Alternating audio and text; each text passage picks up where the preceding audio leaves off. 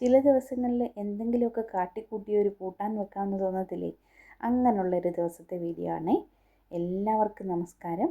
പുതിയൊരു വീഡിയോയിലേക്ക് എല്ലാവർക്കും സ്വാഗതം. നാട്ടിലൊക്കെ നമുക്ക് മഴക്കാലത്ത് അരിക്കൂൺ കിട്ടത്തില്ലേ? ഞങ്ങളുടെയൊക്കെ അവിടെ നിന്ന് അരിക്കൂൺ എന്നാണ് പറയുന്നത്. അത് ചെറിയ ചെറിയ കൂണുകളുണ്ടല്ലോ, അത് ഒരുപാട് നമുക്ക് ഈ പറമ്പിൽ നിന്നൊക്കെ നമുക്ക് പറിച്ചെടുക്കാൻ പറ്റും. അതിനൊരു പ്രത്യേക ടേസ്റ്റാണ്. അതിൻ്റെ ഒരു ആഗ്രഹത്തിൽ നമ്മൾ ഇവിടെ നിന്നാണെങ്കിൽ ടിന്നിലാണെങ്കിലുള്ളൊരു കൂൺ മേടിച്ചതാണ്. ആ ഒരു നാട്ടിൽ കിട്ടുന്ന ആ ഒരു കൂണിൻ്റെ ടേസ്റ്റൊന്നും ഒരിക്കലും വരില്ല. എന്നിരുന്നാലും നമ്മുടെ ഒരു ആഗ്രഹത്തിന് ടിന്നിലുള്ള ഈ കൂൺ മേടിച്ചിട്ട് ഒരു കറിയും വെച്ചു.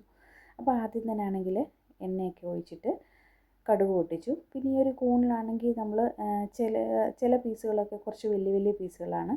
അപ്പോൾ അത് നമ്മൾ ചെറിയ ചെറിയ കഷ്ണങ്ങളാക്കി ഒന്ന് മുറിച്ചെടുത്തിട്ടുണ്ടായിരുന്നു. അപ്പോൾ അതിൻ്റെ കൂടെ കുറച്ച് സവാളയും അതുപോലെ തന്നെ തക്കാളിയും കൂടെ ആണെങ്കിൽ ഇട്ടിരുന്ന് വഴറ്റിയെടുക്കണം. ഇപ്പോൾ കൂണിലാണെങ്കിൽ കൂൺ കറിയൊക്കെ വെക്കുന്ന സമയത്ത് ഒരു ഇറച്ചിക്കറിയുടെ ടേസ്റ്റ് തന്നെയല്ലേ നമുക്ക് കിട്ടുന്നത്.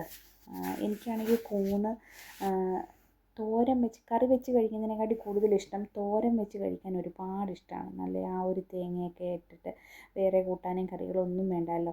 ആ ഒരു പണ്ട് കഴിച്ച ഒരു ഓർമ്മയാണ്. പിന്നെ നമുക്കിപ്പം വെക്കേഷനൊക്കെ പോകുന്ന സമയത്താണെങ്കിൽ നമ്മൾ അങ്ങനെ ഈ ഒരു കൂൺ കിട്ടുന്ന സമയത്തൊന്നും അല്ല പോകുന്നത്. പിന്നെ അത് മാത്രമല്ല, ഇപ്പോൾ ഒന്നും പറമ്പുകളിലൊക്കെ അങ്ങനെ ഉണ്ടോയെന്ന് അറിയത്തില്ല. ഉള്ളവരൊക്കെ അങ്ങനെ ഇപ്പോഴും ആണെങ്കിൽ നിങ്ങൾക്ക് അങ്ങനെ കൂണൊക്കെ ആണെങ്കിൽ കിട്ടി തോരനൊക്കെ വെച്ച് കറിയൊക്കെ വെച്ചവരൊക്കെ ആണെങ്കിൽ ഒന്ന് കമൻറ്റ് ചെയ്യണേ.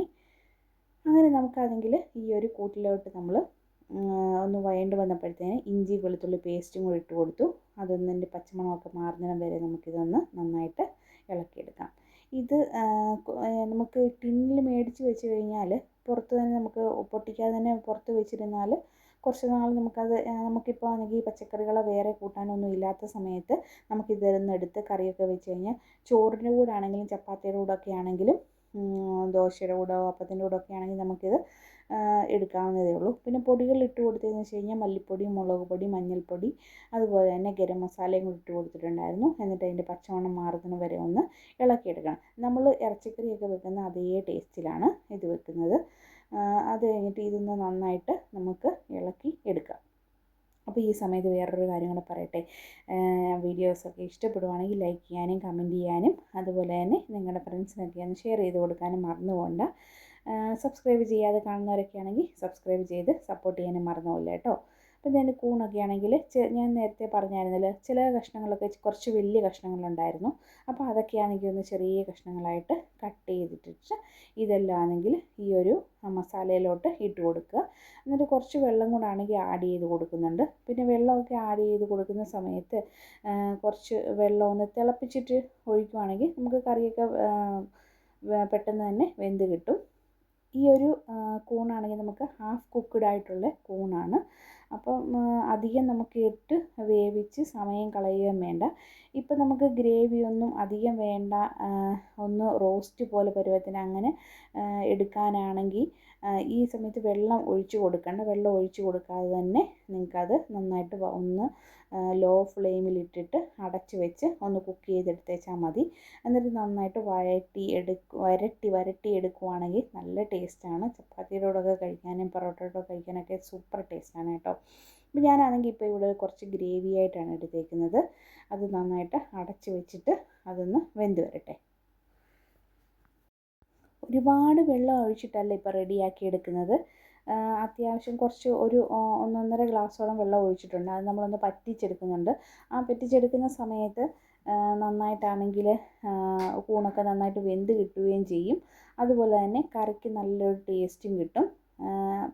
അത് കാരണം കൊണ്ട് കുറച്ച് നന്നായിട്ട് തന്നെ വറ്റിച്ചെടുക്കുന്നുണ്ട്. പിന്നെ നമ്മളാണെങ്കിൽ ആദ്യമാണെങ്കിൽ വെള്ളമൊക്കെ തിളച്ച വെള്ളമാണ് ഒഴിച്ച് കൊടുത്തതെങ്കിലും ആദ്യം ഒന്ന് ഹൈ ഫ്ലെയിമിലിട്ടിട്ട് നന്നായിട്ട് ഒന്നുകൂടാണെങ്കിൽ ഒന്ന് തിളപ്പിച്ചെടുത്തതിന് ശേഷമാണ് പിന്നെ ലോ ഫ്ലെയിമിലിട്ടിട്ട് നമ്മളത് അടച്ചു കൊടുത്ത് വീണ്ടും അത് വേവിച്ചെടുക്കുന്നത്. പിന്നെ ഇടയ്ക്ക് അതിൻ്റെ മൂടിയൊക്കെ തുറന്ന് നമ്മളൊന്ന് നന്നായിട്ട് ഇളക്കി കൊടുക്കണം. കാരണമാണെങ്കിൽ നമ്മളിപ്പോൾ നോൺ സ്റ്റിക്കിലാണ് ഇത് വെച്ചേക്കുന്നത് എങ്കിലും നമ്മളാണെങ്കിൽ ഇടയ്ക്കൊന്ന് ഇളക്കി കൊടുത്തില്ലെങ്കിൽ അത് അടിക്ക് പിടിച്ച് കരിഞ്ഞു പോകും. ചോറിൻ്റെ കൂടെ കഴിക്കാനാണെങ്കിൽ നല്ല ടേസ്റ്റി ആയിട്ടുള്ള കറിയാണ്. അപ്പോൾ ഞാനിതിപ്പോൾ റെഡിയാക്കിയത് ചോറിൻ്റെ കൂടെ കഴിക്കാൻ വേണ്ടിയാണ് റെഡിയാക്കിയെടുത്തത്.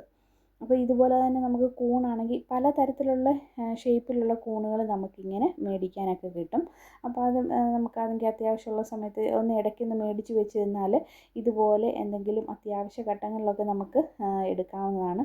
വേറെ ഇപ്പം പച്ചക്കറികളൊന്നുമില്ല, പെട്ടെന്നാണെങ്കിൽ നമുക്കിപ്പം വൈകിട്ടത്തേന് ഒരു ചപ്പാത്തി ഉണ്ടാക്കണം, കറി വേറെ ഒന്നും പച്ചക്കറികളൊന്നും അതിന് വേണ്ടിയുള്ളതില്ല എങ്കിൽ നമുക്കാണെങ്കിൽ ഇപ്പോൾ ഒരു ഇങ്ങനൊരു ടിന്നുണ്ടെങ്കിൽ നമുക്കാണെങ്കിൽ പെട്ടെന്നത് പിന്നെ ഒരു സവാള അരിഞ്ഞ് അതുപോലെ തന്നെ തക്കാളിയും കൂടെ അരിഞ്ഞ് എല്ലാം കൂടെ റെഡിയാക്കി എടുത്തു കഴിഞ്ഞാൽ പെട്ടെന്ന് തന്നെ നമുക്ക് റെഡിയാക്കി എടുക്കാമല്ലോ.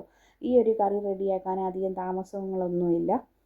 പിന്നെ വെന്ത് കിട്ടാനൊന്നും വളരെ പെട്ടെന്ന് തന്നെ നമുക്ക് വെന്ത് കിട്ടും. അപ്പോൾ അങ്ങനെ നമുക്ക് റെഡിയാക്കി എടുക്കാം. പിന്നെ ഇതിൻ്റെ കൂടെ നമുക്ക് ഉരുളക്കിഴങ്ങ് നിങ്ങൾക്ക് ഇഷ്ടമാണെങ്കിൽ അതും ഒന്നാണെങ്കിൽ ഒന്നോ രണ്ടോ ഉരുളക്കിഴങ്ങാണെങ്കിൽ ഒന്ന് ചെറിയ കഷ്ണങ്ങളാക്കി മുറിച്ചിട്ട് കൊടുത്തു കഴിഞ്ഞാൽ നമ്മൾ സാമ്പാറിനൊക്കെ അരിഞ്ഞിട്ട് കൊടുക്കത്തില്ലേ ക്യൂബ്സായിട്ട്, അങ്ങനെ നമുക്ക് അരിഞ്ഞിട്ട് കൊടുക്കാം. അരിഞ്ഞിട്ട് കൊടുത്തു കഴിഞ്ഞിട്ട് അതുമാണെങ്കിൽ ഒന്ന് നന്നായിട്ടാണെങ്കിൽ ഒന്ന് വേവിച്ചെടുത്ത് ഈ ഒരു ഗ്രേവിയുടെ കൂടെ കഴിക്കാനാണെങ്കിൽ നല്ല ടേസ്റ്റിയാണ് കേട്ടോ. കറിക്ക് തക്കാളി ഇട്ട് കൊടുക്കുന്ന സമയത്ത് നല്ല പഴുത്ത തക്കാളി ഇട്ട് കൊടുക്കാൻ ശ്രദ്ധിക്കണം, ഇല്ലെങ്കിൽ പുളി കൂടുതലായിട്ട് നിൽക്കും. അങ്ങനെ വരുമ്പം കറിക്കാണെങ്കിൽ അധികം ടേസ്റ്റ് തോന്നത്തില്ല, പുളി മുന്നമേ ഇങ്ങനെ നിൽക്കുന്ന പോലെ തോന്നും. മീനൊക്കെ ആണെങ്കിൽ നമുക്ക് പുളിയാണെങ്കിൽ മുന്നമേ നിൽക്കണമല്ലോ, പുളിയൊക്കെയുള്ള മീൻ കറിയാണല്ലോ നല്ലത്. അപ്പോൾ നമ്മൾ ഇറച്ചിക്കറിയൊക്കെ വെക്കുന്ന സമയത്ത് പുളി മുന്നമേ നിന്ന് കഴിഞ്ഞാൽ ആ കറിയുടെ ടേസ്റ്റ് എങ്ങനെ ആയിരിക്കും എന്ന് പറഞ്ഞ പോലെ ഒരു ഇറച്ചിക്കറിയുടെ ടേസ്റ്റിലാണ് ഇത് വരുന്നത്. അപ്പം തക്കാളിയാണെങ്കിൽ ഇട്ട് കൊടുക്കുന്ന സമയത്ത് നിങ്ങൾ നല്ല പഴുത്ത തക്കാളി ഇട്ട് കൊടുക്കാൻ വേണ്ടി ശ്രദ്ധിക്കണം കേട്ടോ. പിന്നെ അതുപോലെ തന്നെ ചെറിയ തക്കാളിയാണെങ്കിൽ നല്ല പഴുത്ത 2 തക്കാളി ഇടുക. പിന്നെ നമ്മുടെ ഈ ഒരു നമുക്ക് കറിക്ക് എത്ര ക്വാണ്ടിറ്റി വേണോ അതിനനുസരിച്ചുള്ള തക്കാളിയും അതുപോലെ തന്നെ സവാളയൊക്കെ എടുക്കാൻ വേണ്ടി ശ്രദ്ധിക്കുക. പിന്നെ അതുപോലെ തന്നെ ഇഞ്ചി വെളുത്തുള്ളി പേസ്റ്റായിട്ട് ഇടുവാണെങ്കിൽ നല്ലതാണ്. കുഞ്ഞുങ്ങളൊക്കെ കൊടുക്കുന്ന സമയത്ത് അല്ലെങ്കിൽ ഇഞ്ചി വെളുത്തുള്ളിയൊക്കെ ആണെങ്കിൽ, വെളുത്തുള്ളി ആണെങ്കിൽ ഈ കറിയിലങ്ങ് അലിഞ്ഞു പോകും. പക്ഷേ ആണെങ്കിൽ ഇഞ്ചിയൊക്കെ ആണെങ്കിൽ ഇങ്ങനെ നീളം കഷ്ണത്തിലൊക്കെ ആയിട്ട് ഇടുവാണെങ്കിൽ ചിലപ്പോൾ ഇവർ കഴിച്ച കൂട്ടത്തിൽ ഇത് കടിക്കുവാണെങ്കിൽ അവർ പിന്നെ ബാക്കിയുള്ളത് കഴിക്കത്തില്ല. ഇവിടെ അങ്ങനെയാണ് കേട്ടോ. അപ്പം ഞാൻ മെയിനായിട്ട് വെളുത്തുള്ളി പേസ്റ്റുകൾ ഇഞ്ചി വെളുത്തുള്ളിയും കൊണ്ട് ഒരുമിച്ച് അരച്ച് പേസ്റ്റായിട്ട് വെക്കുവാണെങ്കിൽ കറിയിലൊന്നും അങ്ങനെ ഇതിനകത്ത് പിടിച്ചും കിട്ടും. ഇവർക്കാണെങ്കിൽ സെപ്പറേറ്റ് അങ്ങനെ അങ്ങനെ സെപ്പറേറ്റ് കിട്ടത്തുമില്ല. അപ്പം ഒരു കഴിക്കുന്ന കൂട്ടത്തിൽ ഡിസ്റ്റർബൻസ് ഇല്ലാതെ അവർക്ക് കഴിക്കാൻ പറ്റും. അതുപോലെ തന്നെ കൂണൊക്കെ ആണെങ്കിലും ചെറിയ കഷ്ണങ്ങളാക്കി മുറിച്ചിട്ട് കൊടുക്കുക. ഇവിടെ മീനാണെങ്കിലും അതുപോലെ തന്നെ ഇറച്ചിയൊക്കെ ആണെങ്കിലും ചെറിയ കഷ്ണങ്ങളാക്കി എടുക്കുന്നതാണ് നല്ലത്. അതിന് കാരണം കൂടുതലാണെങ്കിൽ അതിൽ മസാലയൊക്കെ നന്നായിട്ട് പിടിച്ച് നല്ല ടേസ്റ്റി ആയിട്ട് കിട്ടും. അപ്പോൾ ഇതുപോലെ നിങ്ങൾ നേരത്തെ ആണെങ്കിൽ ട്രൈ ചെയ്ത് നോക്കിയിട്ടുള്ളവരാണെങ്കിൽ ഒന്ന് കമൻറ്റ് ചെയ്യണേ. ഇങ്ങനെ ചെയ്ത് നോക്കാത്തവരാണെങ്കിൽ നിങ്ങളൊന്ന് ട്രൈ ചെയ്ത് നോക്കിയിട്ട് നിങ്ങളുടെ അഭിപ്രായങ്ങളൊക്കെ ഒന്ന് പറയണേ. പിന്നെ അതുപോലെ തന്നെ ഇതിപ്പോൾ നമ്മൾ തേങ്ങാപ്പാലൊന്നും ഒഴിക്കാത്ത കറിയാണ് വെച്ചേക്കുന്നത്. അപ്പോൾ തേങ്ങാപ്പാൽ ഒഴിച്ചിട്ടാണ് നിങ്ങൾക്ക് ഇത് ചെയ്യാൻ ഇഷ്ടമെങ്കിൽ മുളക് പൊടിയൊക്കെ കുറച്ച് അതിൻ്റെ മസാലകളൊക്കെ ഒന്ന് കുറച്ചിട്ട് നമുക്ക് തേങ്ങ അരച്ചൊഴിച്ച് അതിൻ്റെ പാലാണെങ്കിൽ എടുത്തിട്ട് ഇതുപോലാണെങ്കിൽ ഇതിൽ ആഡ് ചെയ്താൽ മതി. നല്ല ടേസ്റ്റി ആയിട്ടുള്ള കറി കിട്ടും. അപ്പം ചപ്പാത്തിയുടെയും ചോറിൻ്റെ കൂടെ ഒക്കെ കഴിക്കാൻ നല്ലൊരു ടേസ്റ്റി കറിയാണ്. അപ്പോൾ ഇന്നത്തെ വീഡിയോ ഇത്രയേ ഉള്ളൂ. Thanks for watching. See you next video. By.